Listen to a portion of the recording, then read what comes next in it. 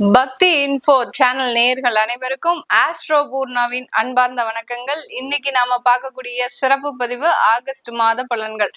2026 August மாதம் வந்தாச்சு. சில பேருக்கு நிறைய நன்மைகள் நடக்காம எங்களுக்கு சனி பயிற்சி ஆகி குரு பயிற்சி ஆகி எல்லா பயிற்சிகளும் ஆகி எங்களுக்கு எந்த விதமான நல்ல பலன்களும் நடக்கல அப்படின்னு சொல்றவங்களுக்கு இந்த ஆகஸ்ட் மாதம் ஒரு நல்ல ஒரு மாற்றத்தை கொடுக்கக்கூடிய ஒரு மாதமாக இருக்கணும் அப்படின்னு சொல்லி இந்த கோச்சார கிரகங்களின் நிலவரங்களை நம்ம இப்ப பார்க்கலாம்.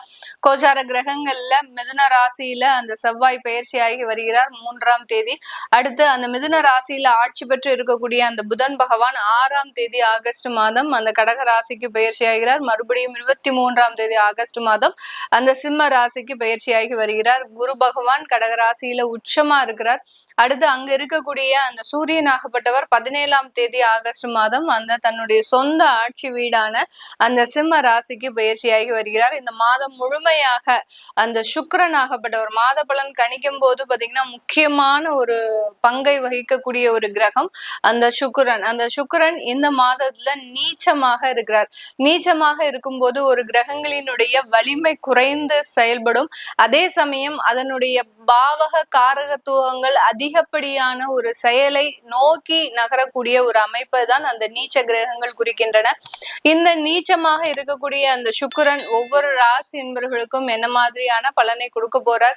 இவர் வக்ர சனியினுடைய பார்வையில இருக்கிறார் இந்த மாதம். இதனால எந்தெந்த மாதிரியான ஒரு மாற்றங்கள் ஒவ்வொரு ராசி என்பவர்களும் பெற போறீங்க அப்படின்றத இந்த பதிவுல தெளிவா பார்க்கலாம். இந்த சேனல்ல முதன்முறையா பாக்குறீங்க அப்படின்னா சப்ஸ்கிரைப் பண்ணிக்கோங்க. பெல் பட்டன்ல ஆல் ஆப்ஷன் சூஸ் பண்ணிக்கோங்க. கன்னி ராசி என்பர்களுக்கு இந்த கன்னி ராசி என்பர்கள் தன்னுடைய வேலையில ரொம்ப கவனமாக இருப்பாங்க. அதே சமயம் கடன் வாங்கி சில இடத்துல கடன்ல நிர்பந்திக்கக்கூடிய ஒரு சூழல் அப்படின்றது இவங்களுடைய லைஃப்ல எப்போதுமே டிராவல் ஆகும். ஏன்னா காலபுருஷனுக்கு 6ஆம் இடத்துல இருக்கக்கூடிய ராசி என்பர்கள், அடுத்து இவர்களினுடைய ராசி அதிபதி புதன் அப்படின்ற இந்த இரண்டும் சேர்றதுனால பாத்தீங்கன்னா கடன் இல்லாத வாழ்க்கை அப்படின்றது இவர்களால மறுக்க முடியாத ஒன்னாக இருக்கும். என்ன அடைச்சாலும் ஒரு கடன் முடிச்சுட்டு இன்னொரு கடன் வாங்க வேண்டிய ஒரு நிர்பந்தம், அந்த கடனை முடிச்சுட்டு திரும்ப இவங்களே ஒரு டாப் அப் பண்ணக்கூடிய ஒரு சூழ்நிலை, இப்படி மாறி மாறி அந்த கடனுடைய டிராவல் பண்ணக்கூடிய ஒரு அமைப்பு அப்படின்றது கண்டிப்பாக இருக்கும். அப்படி இல்லாத இந்த கன்னிராசி என்பர்கள் எனக்கிட்ட ஒரு பைசா கடன் கிடையாது மேடம் அப்படின்றவங்க கண்டிப்பாக நோய் தொந்தரவுகள் இருக்கும். நோய் தொந்தரவுகள்னா பாத்தீங்கன்னா இவங்களே சும்மா ஒரு மாசத்துக்கு ஒரு வாட்டி ஏதாவது ஒரு செக்அப் பண்ணிக்க வேண்டியது. அடுத்து பிபி இவ்வளவு இருக்கு, சுகர் இவ்வளவு இருக்கு, எனக்கு அந்த பிரச்சனை இருக்கு, தலைவலி பிரச்சனை இருக்கு, இந்த மாதிரியான கண் பிரச்சனை இருக்கு, இப்படி ஏதாவது ஒரு பிரச்சனையை காரணம் காட்டி மாதம் மாதம் அந்த மருத்துவத்திற்கு செலவு பண்ணக்கூடிய ஒரு நபர்களாக தான் இந்த கன்னிராசி என்பவர்கள் இருப்பாங்க. ஆனா லைஃப்லயே ரொம்ப ஜாலியான பர்சன் அப்படின்னு பாத்தீங்கன்னா இந்த கன்னிராசி என்பர்கள் தான். எவ்வளவுக்கு எவ்வளவு துக்கமும் துயரமும் ஒரு நபர்கிட்ட அதிகமாக இருக்கோ அவ்வளவுக்கு அவ்வளவு ஒரு ஒரு ஒரு என்ஜாய்மெண்ட் பண்ணக்கூடிய ஒரு லைஃபை தன்னைத்தானே மாத்திக்கணும் அப்படின்னு முயற்சி பண்ணக்கூடியவர்கள் நம்ம கன்னிராசி என்பர்கள். ஒரு நண்பர்கள் பட்டாளம் அப்படின்றது இவர்களுக்கு பின்னாடி இருந்துகிட்டே இருக்கும்.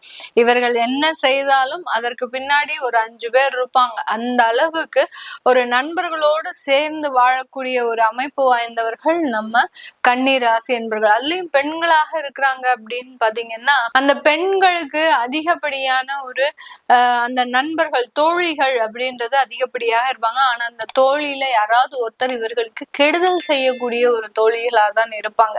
அதை இவர்களால் அடையாளம் காணவே முடியாது. எல்லா பிரச்சனையும் அனுபவிச்சு முடிச்சதுக்கு அப்புறம் அவதான் இந்த பிரச்சனைக்கு எல்லாத்துக்குமே காரணம் அப்படின்னு தெரிஞ்சதுக்கு அப்புறம் தான் அதனுடைய வேதனை இருக்கு பாருங்க, ஒரு மீள முடியாத ஒரு வேதனையாக இந்த கன்னிராசி என்பர்களுக்கு இருக்கும்.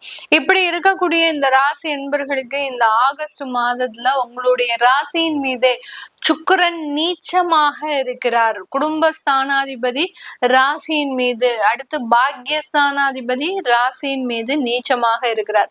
இந்த சுக்கிரன் நீச்சமாக இருக்கும்போது என்னென்ன மாதிரியான சில விஷயங்கள் நடக்கும்?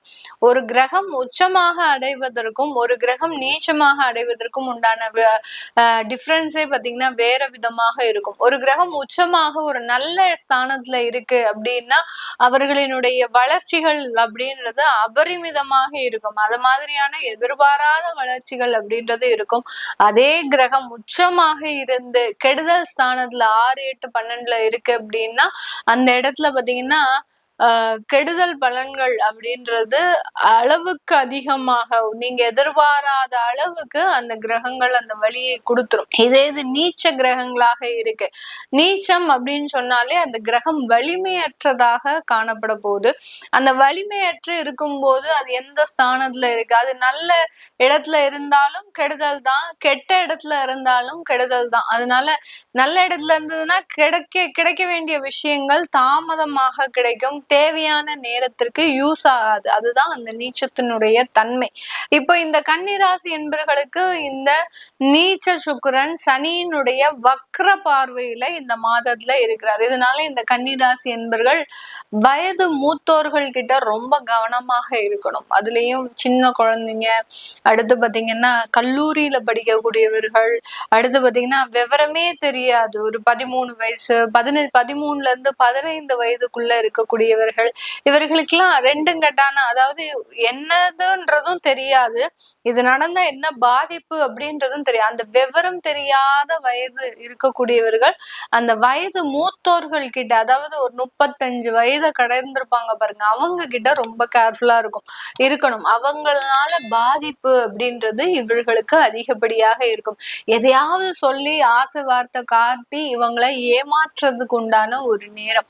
ரொம்ப கவனமாக இருக்கணும் இந்த கன்னிராசி என்பவர்கள். அப்படி கவனமாக இல்லாத பட்சத்துல இதனால ஏதாவது பாதிப்புகள் அப்படின்றது இந்த 1 மாத காலகட்டத்திற்கு இருக்கு. உங்களுடைய தசாபுத்திகள் நல்லா இருந்தது அப்படின்னா ரொம்ப பயப்பட வேண்டிய அவசியம் கிடையாது. சில பேருக்கு இவர்களினுடைய பிரார்த்தனைகள், இவர்களினுடைய பூர்வ புண்ணிய ஸ்தானம், அடுத்து பாத்தீங்கன்னா பாக்கியஸ்தானம், இது எல்லாமே நல்லா வேலை செஞ்சுட்டு இருக்கும் போது அதனால எந்த பாதிப்புகளும் வராது.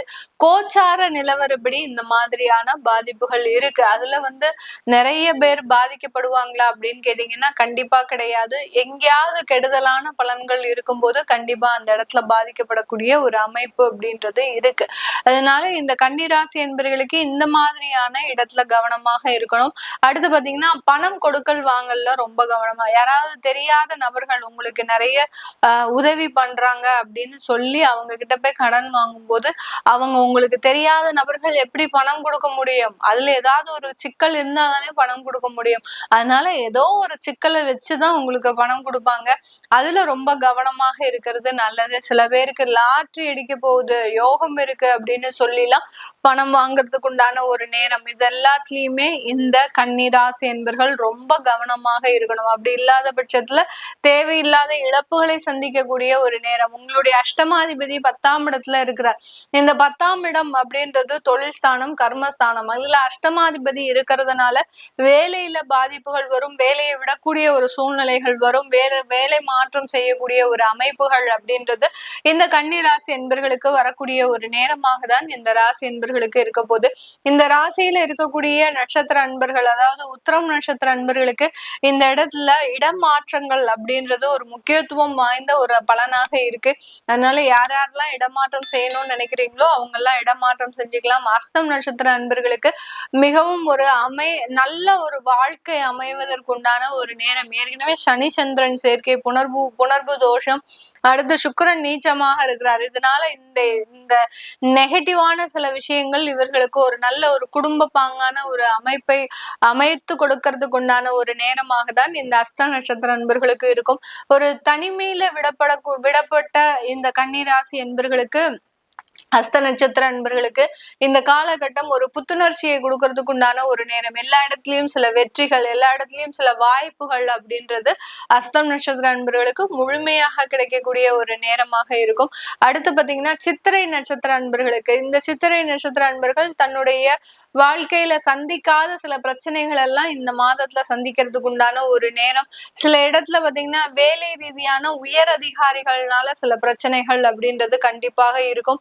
உயரதிகாரிகள் ஒருத்தர் இடமாற்றம் பண்ணி வராங்க அப்படின்னாலே அவங்க கிட்ட ரொம்ப கேர்ஃபுல்லா இருக்கணும். அப்படி இல்லாத பட்சத்துல நான் தான் இந்த அலுவலகத்துல பெரிய ஆளு அப்படின்னு இருந்தீங்க அப்படின்னா உங்களை முதல் ஆளா களை எடுக்க வேண்டிய ஒரு அவசியம் அப்படின்றது அந்த உயர் அதிகாரிகளுக்கு இருக்கக்கூடிய ஒரு நேரமாக தான் இருக்கும். இது எல்லாமே நம்ம கோச்சார நிலவரப்படி பலன்களை கணிச்சு சொல்லியிருக்கிறோம். உங்களுடைய திசா புத்திகள் அப்படின்னு பொறுத்து, அதாவது இந்த கன்னிராசி என்பர்கள் இப்போ நடந்துட்டு இருக்கிறது கூடிய திசா புத்தி பாத்தீங்கன்னா குரு தசை, ராகு தசை, இந்த மாதிரியான திசா புத்திகள்லாம் இருக்கும். ராகு தசை எல்லாம் பாத்தீங்கன்னா சின்ன வயது, அதாவது ஒரு 17 வயசு 16 வயசுல இருந்து அவங்களுக்கு உண்டான திசா புத்தியா இருக்கும்.